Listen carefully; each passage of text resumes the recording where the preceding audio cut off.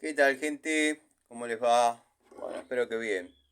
Video cortito desde el taller, video cortito de Siciliano en su taller, acá ordenando un poco el banco. Este video sí es verdaderamente cortito. Bueno, es un short a modo slip. Pero bueno, simplemente para decirles, dado que hay gente que tampoco le gusta los videos largos, no le gustan las charlitas, pero quiero que tengan la información, porque ustedes saben que me gusta ser fiel cuando una herramienta no va, cuando una empresa no cumple. Me gusta decirlo, me gusta comentarlo, pero cuando una empresa a uno que le falló un producto que adquirió de dicha marca, de dicha empresa, le responden, le cumplen, lo tratan con respeto, porque también podría haber no ameritado la garantía, y así y todo les haría el video destacando las cualidades de dicha marca.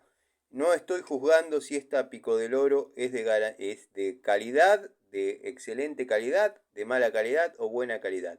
Simplemente, si ustedes ven que la tengo en mis manos, es porque la garantía vía Sony verdaderamente cumplió, me reemplazó la unidad que se me rompió. Es más, a mí se me rompió una de cremallera simple que ya no se fabrica. eh, para por una conveniencia en común de ellos y mía, como yo generalmente las utilizo mucho en plomería, este es el tipo de pico del oro ideal para mí en lo que es ese rubro. Y bueno, lo saqué del compromiso de tener que salir a buscar dentro de la fábrica, dentro del stock, alguna unidad existente.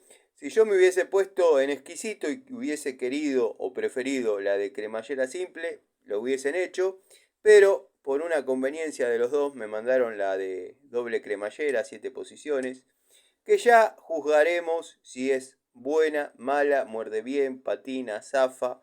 Por lo pronto, lo que les puedo decir es que la garantía vía Sony funciona. Les mando un saludo y bueno, si la tengo en mis manos es porque funciona.